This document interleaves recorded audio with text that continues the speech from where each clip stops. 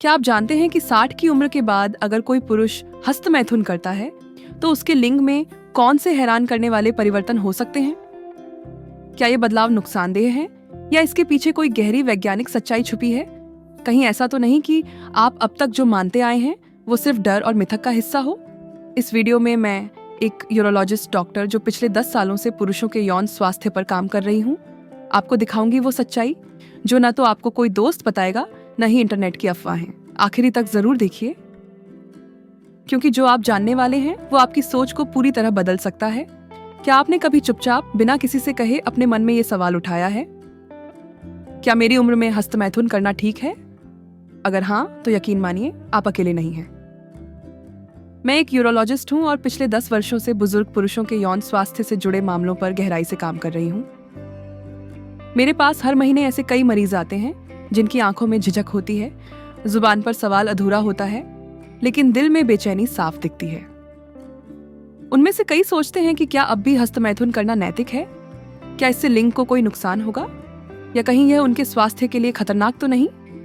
समस्या यह नहीं है कि लोगों को जानकारी की जरूरत है, समस्या यह है कि उन्हें सही, वैज्ञानिक और खुले मन से दी गई जानकारी नहीं मिलती।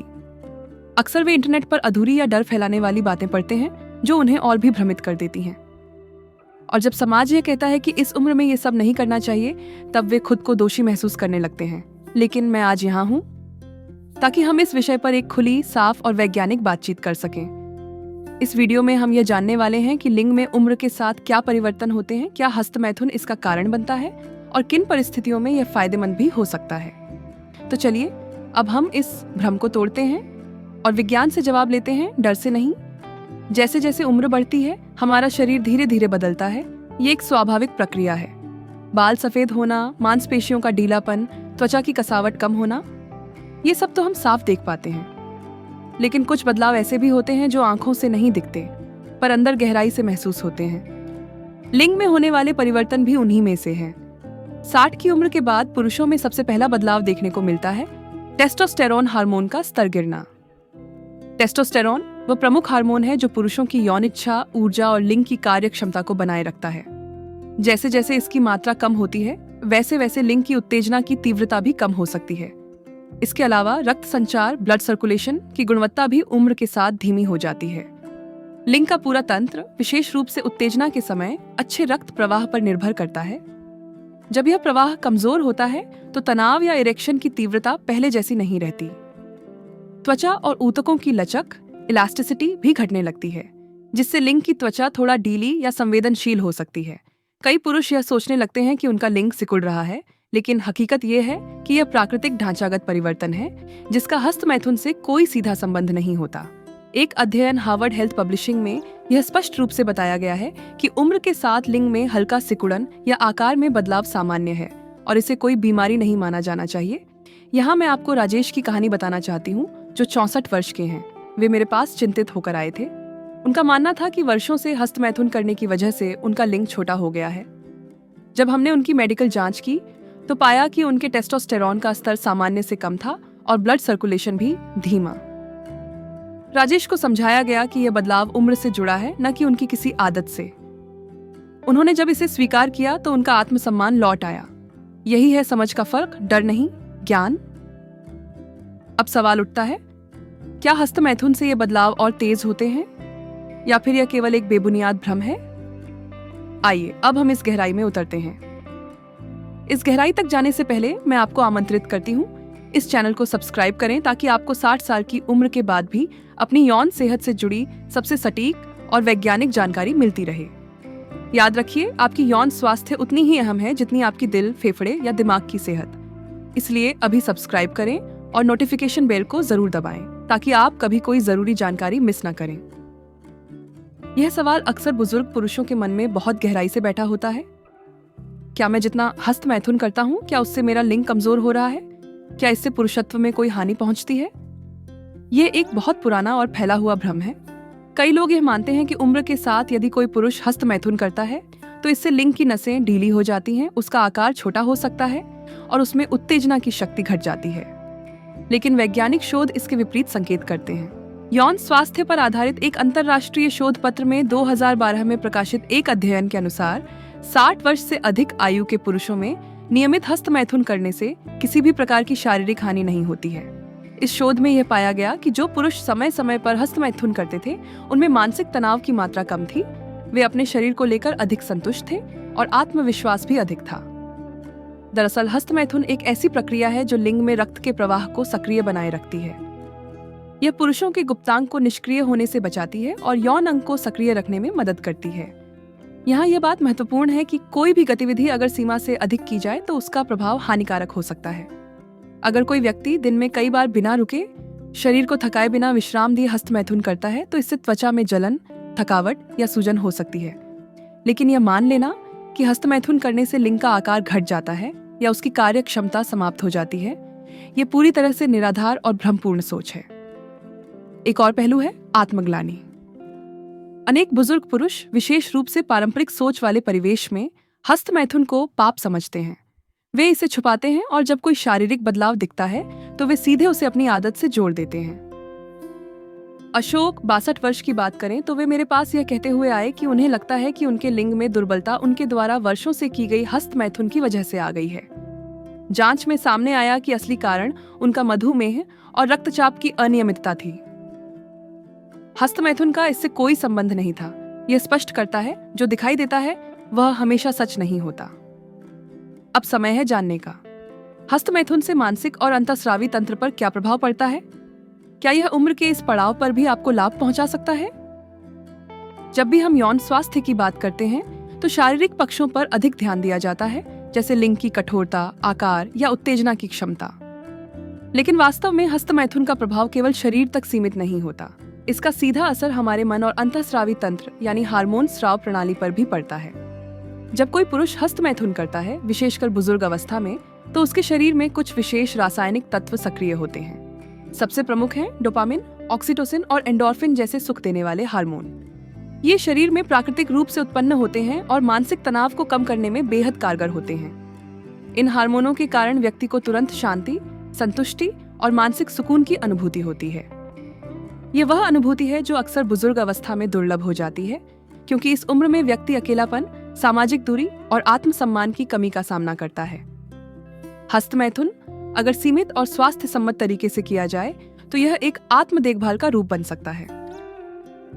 यह न केवल यौन इच्छा को सुरक्षित रखता है, बल्कि नींद को बेहतर करता है, मन की अशांति को शांत करता है और आत्मग्लानि को घटाकर आत्म स्वीकृति को बढ़ाता है।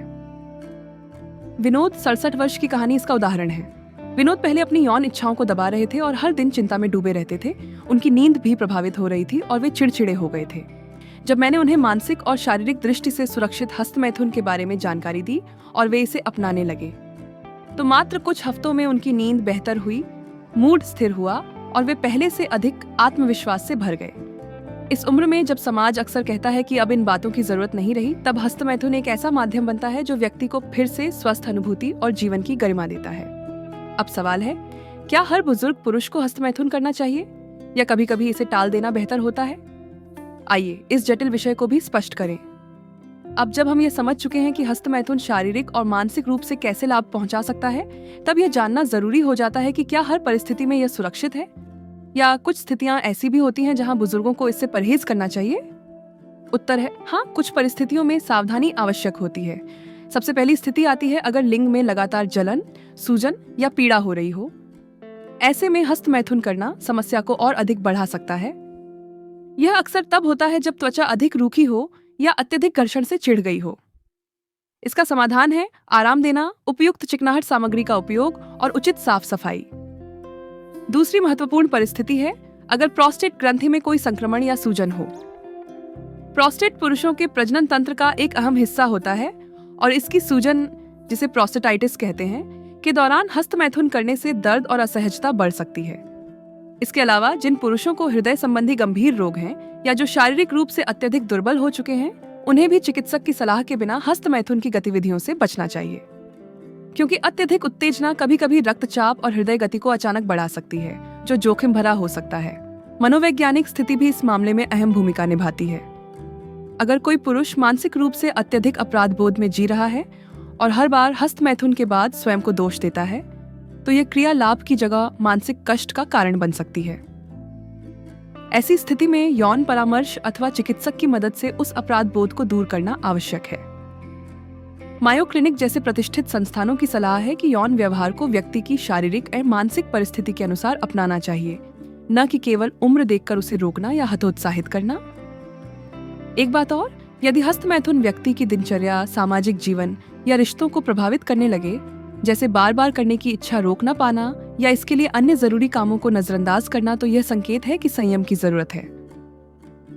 इसलिए यह समझना बहुत जरूरी है, हस्तमैथुन एक स्वाभाविक प्रक्रिया है, पर इसकी उचित मात्रा और सही परिस्थितियां बेहद अहम हैं। अब जब हम ये जान चुके हैं कि किन परिस्थितियों में सावधानी बरतनी चाहिए, आइए अब बात करें शारीरिक स्वच्छता और देखभाल की, जो इस प्रक्रिया को सुरक्षित और सुखद बना सकती है। हस्तमैथुन जितना सामान्य और प्राकृतिक है, उतना ही आवश्यक है कि यह स्वास्थ्यकर तरीके से किया जाए। खासतौर पर बुजुर्ग अवस्था में, जब त्वचा अधिक संवेदनशील और शरीर की मरम्मत की प्रक्रिया धीमी हो जाती है, तब कुछ सावधानियां और स्वच्छता के नियम बेहद जरूरी हो जाते हैं। सबसे पहले, हाथों की स्वच्छता। कई बार लोग अनजाने में गंदे हाथों से यह क्रिया कर बैठते हैं, जिससे संक्रमण का खतरा बढ़ जाता है। इसलिए हस्तमैथुन से पहले और बाद में हाथों को अच्छी तरह धोना चाहिए। दूसरा, जननांग क्षेत्र की सफाई। यदि उस हिस्से में पसीना, मृत त्वचा या गंदगी जमा हो, तो रगड़ के दौरान जलन, घर्षण या चकत्ते हो सकते हैं। नियमित स्नान, मुलायम तौलिए से सुखाना और ढीले कपड़े पहनना फायदेमंद होता है। तीसरा, चिकनाई का उपयोग। उम्र के साथ त्वचा की नमी कम हो जाती है। यदि बिना किसी चिकनाहट के बार बार रगड़ हो, तो इससे त्वचा में सूजन या फटने जैसी समस्याएं हो सकती हैं। इसलिए आयुर्वेदिक या प्राकृतिक तेलों या जल आधारित चिकनाकारक पदार्थों का प्रयोग सुरक्षित माना जाता है। बाजार में उपलब्ध कृत्रिम रसायन युक्त उत्पादों से बचना बेहतर है, क्योंकि ये बुजुर्गों की त्वचा के लिए हानिकारक हो सकते हैं। चौथा, अत्यधिक बल प्रयोग से बचाव। कुछ पुरुष यह मानते हैं कि अधिक दबाव या तेजी से करने पर अधिक आनंद मिलेगा, लेकिन यह सोच गलत है। नाजुक त्वचा और नसों को अत्यधिक दबाव से क्षति पहुंच सकती है, जो बाद में पीड़ा, खुजली या यहाँ तक कि रक्तस्राव तक ले जा सकती है। और सबसे महत्वपूर्ण, किसी भी असामान्य लक्षण को अनदेखा न करें। यदि आपको हस्तमैथुन के बाद लगातार दर्द, जलन, खून आना या त्वचा पर छाले दिखाई दें, तो तुरंत किसी योग्य चिकित्सक से परामर्श करें। ये संकेत हो सकते हैं कि शरीर को विश्राम की जरूरत है या कोई अन्य समस्या जन्म ले रही है। इन सरल मगर आवश्यक सावधानियों को अपनाकर आप न केवल यौन सुख को सुरक्षित बना सकते हैं, बल्कि शरीर के साथ एक सम्मानजनक और स्नेहपूर्ण रिश्ता भी बनाए रख सकते हैं। अब तक हमने शरीर की बात की, आइए अब नजर डालते हैं उस सामाजिक और मानसिक दबाव पर जो बुजुर्गों को अपनी यौन इच्छाओं को छुपाने और अपराध बोध में जीने के लिए मजबूर करता है। भारत जैसे समाज में, जहां उम्र के साथ व्यक्ति को एक संयमी और निष्क्रिय रूप में देखने की परंपरा है, वहां बुजुर्गों की यौन इच्छाओं को अक्सर नजरअंदाज, दबाया या कलंकित कर दिया जाता है। समाज यह मानता है कि जैसे ही कोई पुरुष 60 की उम्र पार करता है, उसकी यौन जरूरतें खत्म हो जानी चाहिए। उसे अब केवल दादा, पिता या वृद्ध की भूमिका निभानी चाहिए, और यदि वह अपनी यौन इच्छाओं को स्वीकार करता है, तो उसे लज्जाजनक निगाहों से देखा जाता है। यही सोच पुरुषों के मन में गहराई तक अपराध बोध भर देती है। वे स्वयं को दोषी मानने लगते हैं। उन्हें लगता है कि उनकी इच्छा कोई बीमारी है, या फिर यह उनकी उम्र के अनुरूप नहीं है। विश्व स्वास्थ्य संगठन स्पष्ट रूप से कहता है कि यौन स्वास्थ्य हर उम्र में उतना ही महत्वपूर्ण है जितना युवा अवस्था में होता है। यौन इच्छाएं शरीर का स्वाभाविक हिस्सा हैं, न कि कोई दोष, और बुजुर्ग अवस्था में इन इच्छाओं का होना मानसिक और शारीरिक स्वास्थ्य का संकेत है, न कि कोई गड़बड़ी। समाज का यह दबाव पुरुषों को दोहरा जीवन जीने के लिए मजबूर करता है। वे बाहर से संयमी दिखते हैं, लेकिन भीतर से संकोच, घुटन और कुंठा से जूझ रहे होते हैं। यह कुंठा धीरे धीरे मानसिक तनाव, चिड़चिड़ापन और यहाँ तक कि अवसाद जैसी गंभीर समस्याओं को जन्म देती है। प्रमोद, 65 वर्ष की कहानी इसका प्रमाण है। वे एक सम्मानित शिक्षाविद थे, पर जब उन्होंने मुझसे परामर्श लिया तो उन्होंने फूट फूट कर कहा, मुझे लगता है मैं कुछ गलत करता हूँ। मैं अभी भी यौन उत्तेजना महसूस करता हूँ। उन्हें समझाया गया कि यह भावना बिल्कुल स्वाभाविक है और यह उन्हें मानसिक रूप से स्वस्थ बनाए रखती है। धीरे धीरे जब उन्होंने समाज के नजरिए को चुनौती देना सीखा, तो उनका आत्मविश्वास लौटा। आज वे न केवल यौन रूप से अधिक संतुष्ट हैं, बल्कि मानसिक रूप से भी पहले से कहीं अधिक शांत हैं। इसलिए यह आवश्यक है कि हम बुजुर्गों की यौन इच्छाओं को समझें, स्वीकारें और सम्मान दें। अब सवाल उठता है, क्या हस्तमैथुन एक विकल्प है या केवल एक आवश्यकता, और यह यौन क्रिया की जगह ले सकता है या नहीं? आइए इस अंतर को स्पष्ट करते हैं। अक्सर ये सवाल उठता है, क्या हस्तमैथुन यौन क्रिया का विकल्प हो सकता है? क्या यह किसी जीवन साथी की अनुपस्थिति में पर्याप्त है या फिर दोनों का महत्व अलग अलग है? यह समझना जरूरी है कि हस्तमैथुन और यौन क्रिया दोनों ही शारीरिक संतुष्टि के साधन हैं, परंतु इनकी प्रकृति और उद्देश्य अलग होते हैं। हस्तमैथुन एक आत्म केंद्रित प्रक्रिया है। यह व्यक्ति अकेले में करता है, अपने शरीर की समझ और इच्छाओं के अनुसार। इसमें संकोच नहीं होता, न ही किसी और की भावनाओं को ध्यान में रखना होता है। यह सरल है, सुरक्षित है और बुजुर्गों के लिए विशेष रूप से उपयोगी है जब वे मानसिक या शारीरिक रूप से यौन संबंध बनाने में असमर्थ हों या जीवन साथी उपलब्ध न हो। दूसरी ओर यौन क्रिया साझेदारी पर आधारित होती है। इसमें भावनात्मक जुड़ाव, शारीरिक संपर्क और एक दूसरे की आवश्यकताओं की समझ शामिल होती है। यह केवल शरीर की नहीं बल्कि मन की भी संतुष्टि देती है। लेकिन इसका अर्थ यह नहीं कि यदि यौन संबंध संभव न हो तो व्यक्ति की यौन जरूरतें खत्म हो जाती हैं। वास्तव में बहुत से बुजुर्ग, विशेष रूप से जिनका जीवन साथी नहीं है या जिनका वैवाहिक संबंध अब सक्रिय नहीं है, उनके लिए हस्तमैथुन एक सम्मानजनक और स्वस्थ विकल्प बन जाता है। यह कोई विकल्प या प्रतिस्थापन नहीं है, यह एक अलग रास्ता है। महत्वपूर्ण यह है कि व्यक्ति स्वयं तय करे कि उसके लिए कौन सा मार्ग सहज, सुरक्षित और संतोषजनक है, न कि समाज की निगाह तय करे। अब हम जानेंगे कुछ व्यक्तिगत अनुभवों और सच्चे उदाहरणों को जो यह दिखाते हैं कि जब बुजुर्ग खुलकर अपने शरीर और इच्छाओं को स्वीकार करते हैं तो उनका जीवन कैसे बदल जाता है। अब तक हमने जो कुछ जाना वह वैज्ञानिक तथ्यों और चिकित्सकीय दृष्टिकोण पर आधारित था, लेकिन अब हम बात करेंगे असल जीवन की कहानियों की, उन पुरुषों की जिन्होंने समाज के डर, उम्र की सीमाओं और मानसिक संकोच से बाहर निकलकर अपनी यौन सेहत को अपनाया और खुद को फिर से पाया। मोहन 70 वर्ष, एक सेवानिवृत्त बैंक अधिकारी हैं। वे वर्षों तक यह मानते रहे कि 60 की उम्र के बाद हस्तमैथुन करना गलत है।